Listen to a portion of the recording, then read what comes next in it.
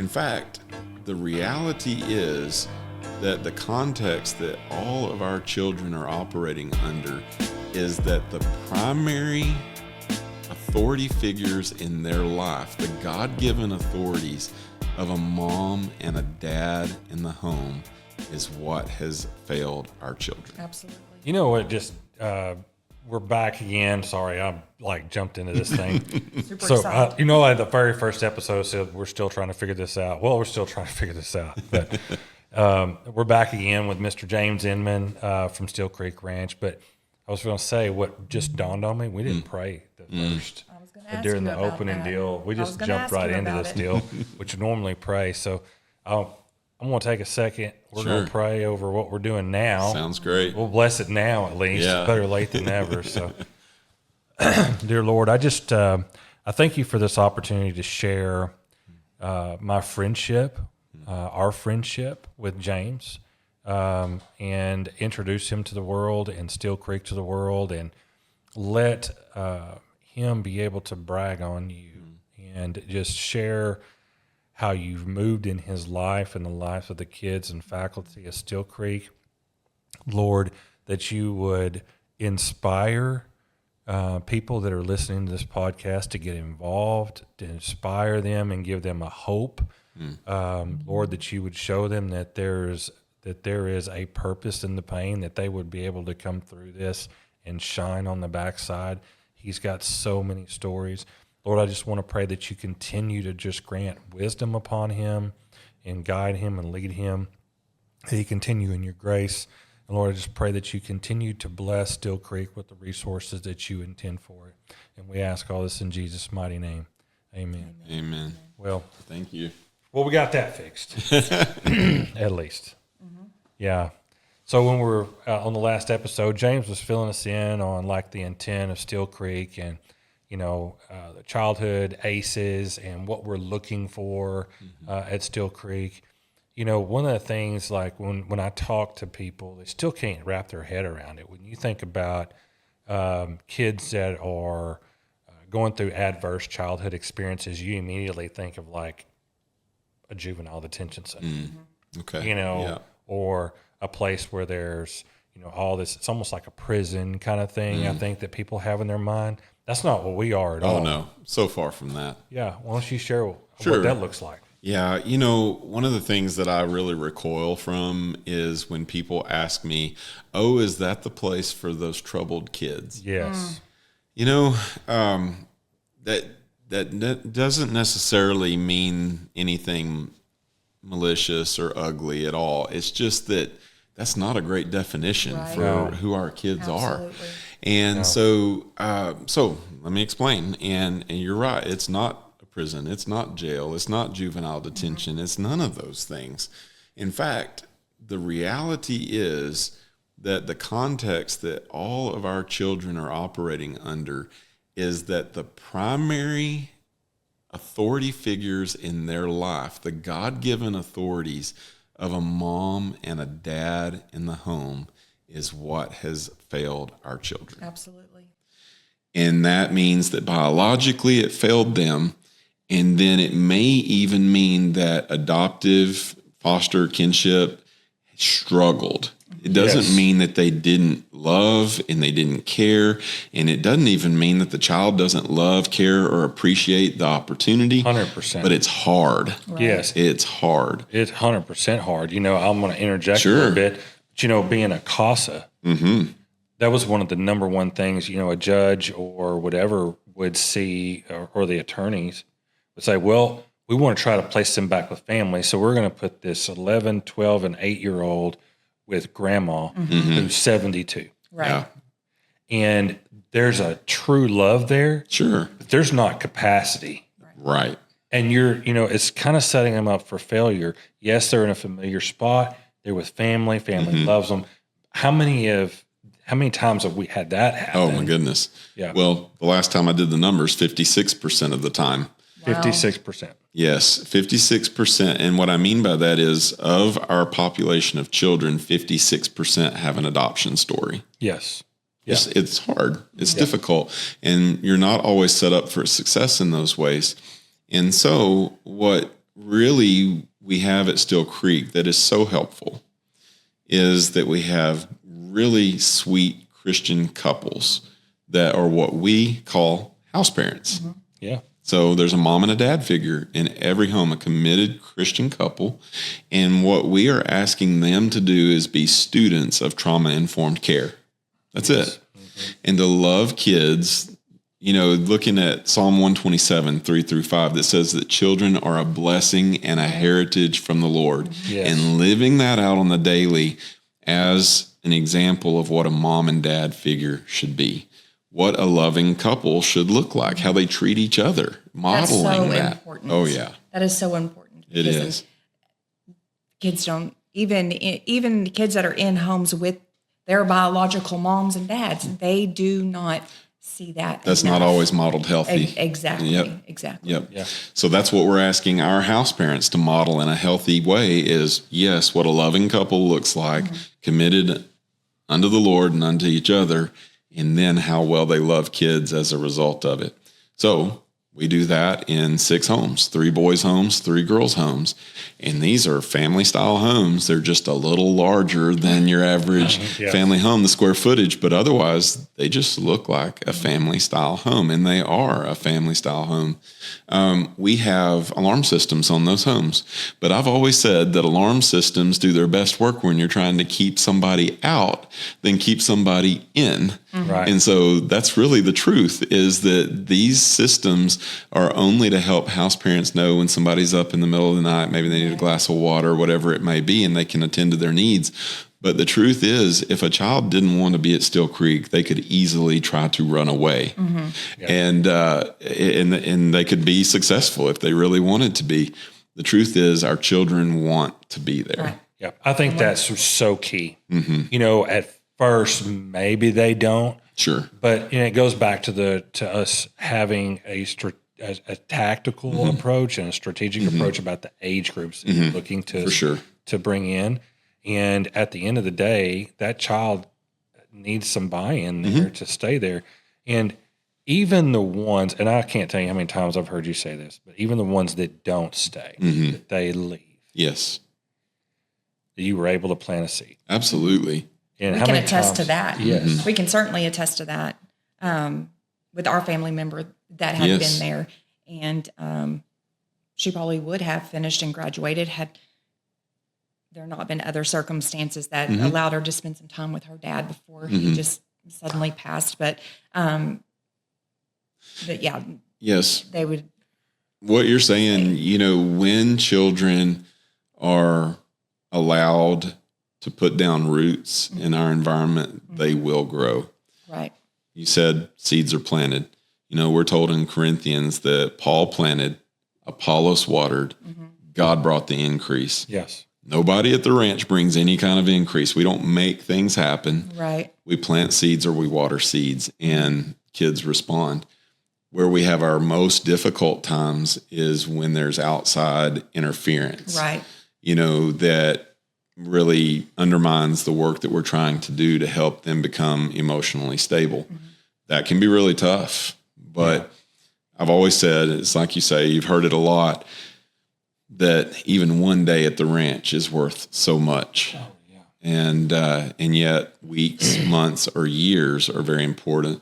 Our kids average about 2.5 to 3 years. If you just take a cross section at any point in time, with kids that have been with us 0 months, literally just weeks, and kids that have been with us for many years. For example, Miss Gia, who y'all met, she's been with us for going on 5 years now. But you put everybody together, and the average is in the 2.5 to 3 year range, roughly speaking. And that only comes because what you said, that they want something different. They can see that where they've been hasn't been the healthiest. Sometimes it's that they want a fresh start. Sometimes that there's the camaraderie of others who've been through the same things they've been through. So many different things. And I can see it go so many different ways. It can either be, we're really excited about that until we realize they don't get to have cell phones there. Yes, There can be regrets. There can be worse things in life. I almost brought that up, and it's like, in some ways, these kids that stay and live at Steel Creek in that home setting, that family setting, in a lot of ways, they get an experience that most kids in a regular household doesn't get. Absolutely. Because they're absent all the distractions from tech Agreed. and iPhones and iPads. And so it kind of forces them to be engaged with one another, get outside, go do the stuff and things, and live a life and not be buried in a device. Agreed. It is a more innocent upbringing than the average child is accessing right now. Right. Yes. And at the same time, something that Tony has said to me before, and I've really latched onto it, you wouldn't believe how many times I say this at the ranch, is at the same time, naivety is not a virtue. That's You've true. said that, right? Very true. Yes. What, and maybe if you'll say what you mean by that, I'll tell you how I apply that at the ranch. Well, what I mean by that is that people or kids that have never been through anything, they've had a very easy, comfortable life, is in a way it's easy to stay on track, to stay in church, and not have to have the burden of overcoming. That does not equate with virtue. Right. The one that has really dealt with trauma and pain or some sort of malfeasance in their life and has had to choose to overcome and choose good and choose to move forward and not live in the darkness and deploy anger and all the stuff that comes from the hurt and the trauma, that's a true virtue. Yeah. And I think that's what I mean by that. Yeah, absolutely. And so then how I apply that for our children, they certainly have been through some really tough things.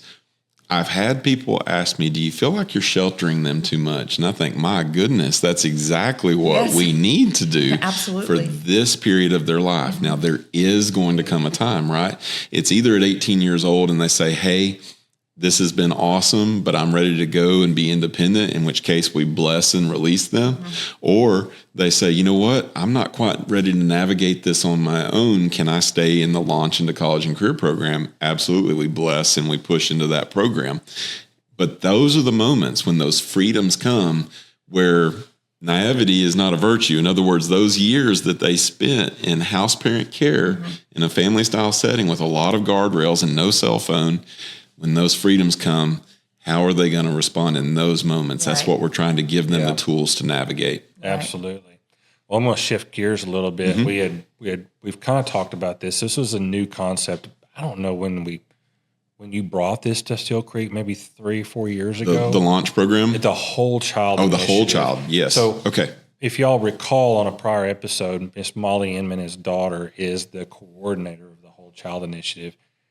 We went to that course, one of the first ones. Yes. Might have been the second one, first or second one at Steel Creek.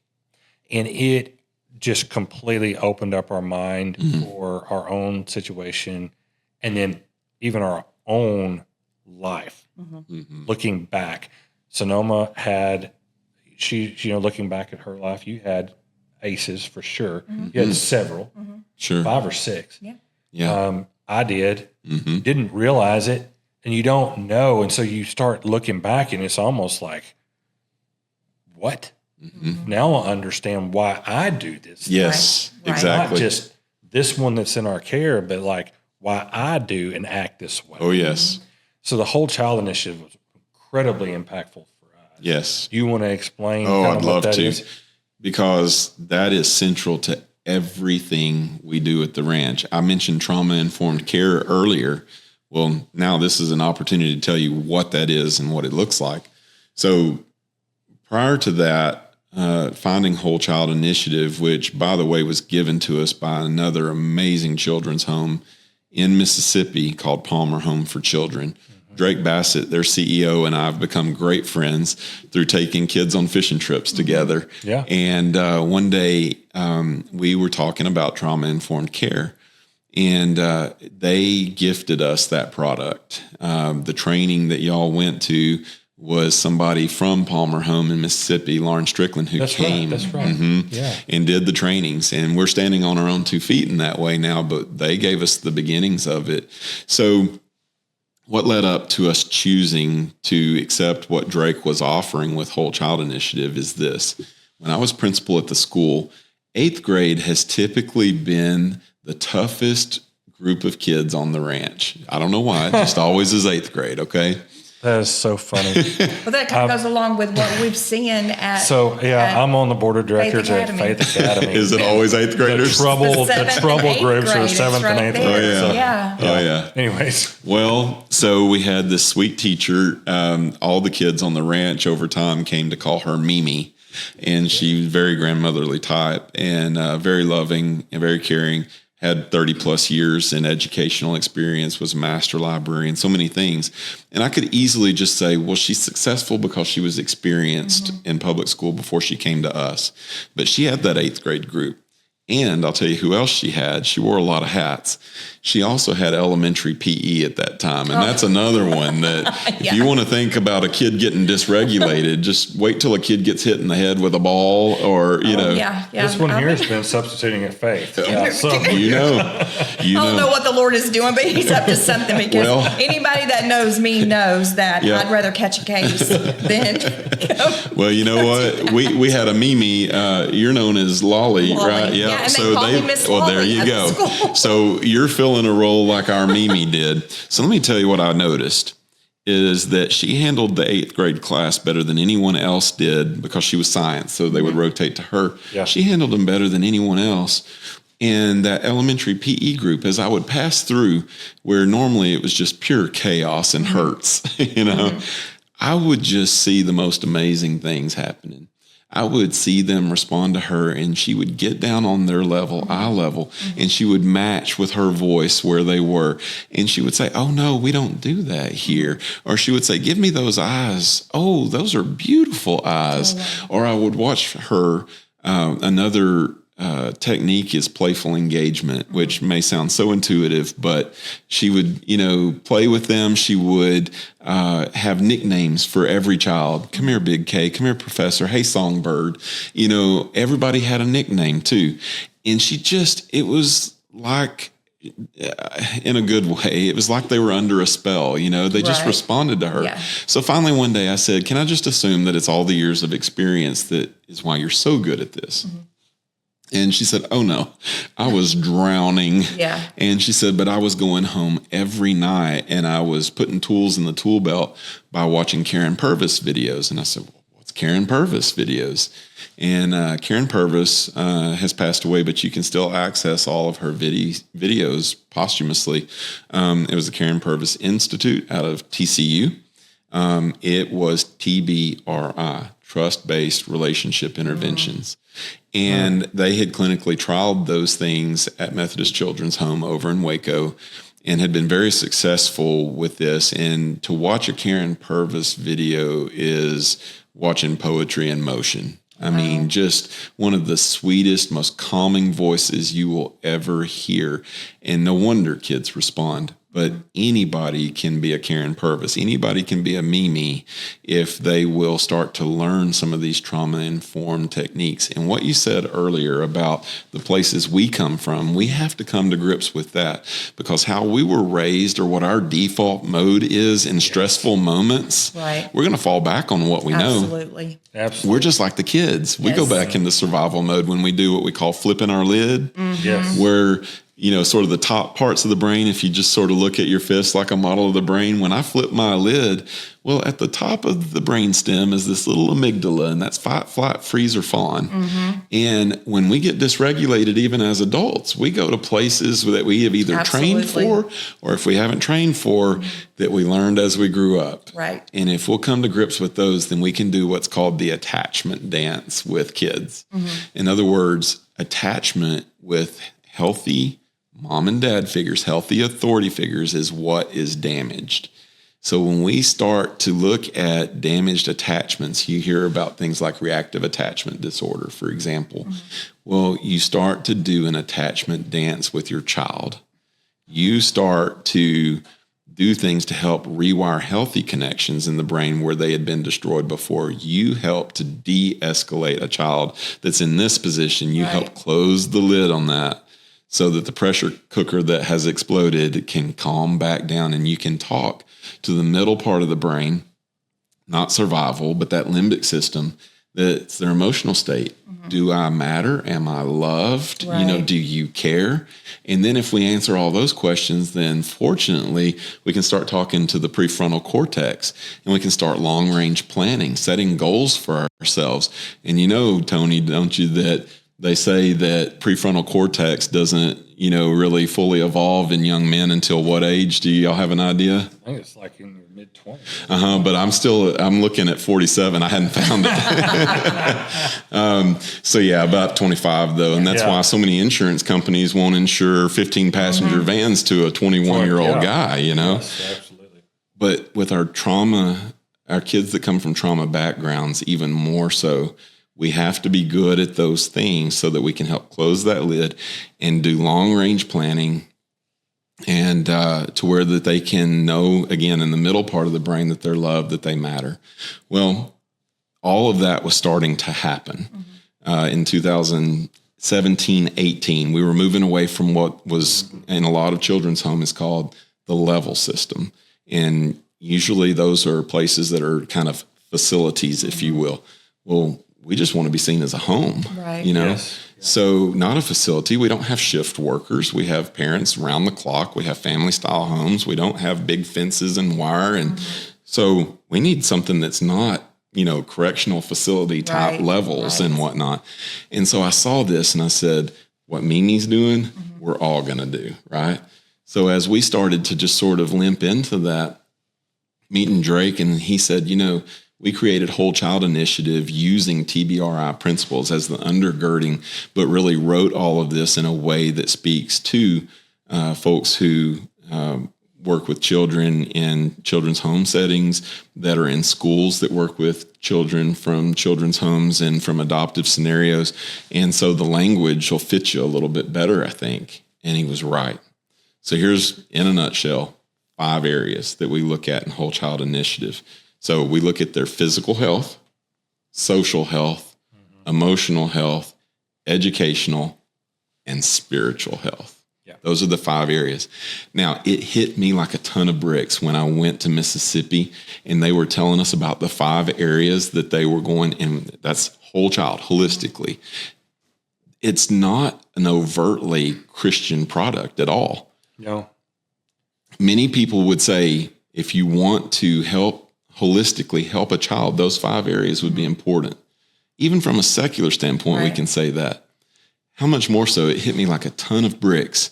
2 things. When the Lord Jesus was asked what the 2 greatest commands are, he said, love the Lord your God with all your heart, soul, mind, and strength, and then love your neighbor as yourself. Right. Love your neighbor as yourself is social, right? Your mind, okay, your education, you can see all the tie-ins, right? Yeah. Emotional is heart. So love the Lord your God with all your heart, soul, mind, and strength, and love your neighbor as yourself. It's kind of like the Bible knows how to make a person whole and well. Right. Imagine that. Isn't that great? Yeah. That is super great. Yeah, so we're using... And so now, y'all went to the training. We used to do a 1-day intensive, and then we worked ourselves into a 2-day intensive. And the great thing is it doesn't matter what your role on the ranch is. You can be a janitor. You can be front office accounting. Everybody on the ranch gets trained in Whole Child Initiative, so that if you're the one that encounters a child that's dysregulated that day, you have some tools in the tool belt. Right. Yeah. Well, during those intensives, we just kept hearing Lauren from Palmer Home talking about how they do whole child reviews. And I heard it enough times, I thought, well, what's whole child reviews? It's a next step. It's another commitment in the Whole Child Initiative. And what it comes down to is that you have a case manager type, social worker type. We don't use those kinds of terms because we're not state, we're not government. And so we call it whole child coordinator. And what that person does is once a semester, we send out a self-assessment to the kiddo. They rate themselves in those 5 areas. Then we send it out to their house parents, their teachers, and any other admin or support staff that feels like they know the child well enough to give input in that area. We push all that together and we look at where the child sees themselves compared to where the adults see them. Sometimes we may be at a point where we're self-aware and we're very close in those numbers. We may far underestimate ourselves and, really not have much self-worth or value might be the gulf. And in some cases, one of our defense mechanisms might be that we're really full of ourselves sometimes too. And we might overestimate as a defense mechanism how we're doing in each of those 5 areas, in which case, great job with your confidence, buddy. Right. But but we really want to work on a couple of things, right? And so what we do is we collaborate and look at all those numbers and push back to Molly and say, hey, we're probably going to want some goals and action steps in these areas. Work with the kiddo, and she'll have a minimum of 2 more meetings kind of pushing back in and saying, okay, here's what we're seeing, and can you agree with that? Do you think that this is true? And sometimes that answer is, yeah, that's true. I could work on that. Or sometimes it's no, like I'm really good at that. And so they push back, and it comes back to the collaboration meeting later, about a week later. And the child thinks that these are evidences that they are growing in this area. Awesome. Okay. So we really work to get to the final review. And by the time we get to the final review, almost 100% of the time, the child takes their folder and I say, okay, we're on physical. What action steps and goals have you set? Because this is not the first time they've seen the folder. Right. And it's not the first time they've talked about it. They've talked about it multiple times with their whole child coordinator and given lots of feedback themselves. And so they're starting to have agency for their own goals and their own action steps. And it's worth way more to do it that way than for us to hand down what we think their goals and action steps should be. Right. Man, that's good. It's a lot of growth. Yeah. It is. I've just noticed, it feels like there's so much more solidarity in the school. It seems like we're seeing longer term relationships in the school. Right. Since this has been rolled out, I think it's been just instrumental in the recent successes that we've had. Like I said in the prior episode, it's like we're all growing up in this thing, right? Learning how to effectively operate this ranch. I mean, you had somebody that ran it. How long were they there? Bill Quinn's about 25 years. 25 years. And before that, even the Flippin family, Flippin, back in the early days as a pro bono counseling service, and then as a summer program for at-risk boys, and then the first residential home being built, 15 years. Yeah. So you had that 15, and then you had the next 25, and here we've had 10. Stepped in, and now we're trying our best to keep it moving in the right direction, which I think we are. I think so. And so it's been. If y'all can't tell, this man is just a wealth of knowledge. I am just amazed every time I get a chance to sit down and visit with him. I'm looking forward to the next episode that we're going to be entering into here, to dive a little bit more into some other things that I want him to share. Interactions he's had with specific kids, some of the hardships he's dealt with, some of the blessings he's dealt with. So y'all join us back here at the next episode. Thanks for joining. Remember, www.steelcreekranch.org. And I could have dropped the www. Everybody knows that. SteelCreekRanch.org. You also leave your cell phone number on all voicemails when you're leaving somebody a voicemail, as if they can't see it on I the just phone, can't help it. I do the same. Well, y'all join Mr. Yeah, you know what I am on the next episode. Thank y'all so much.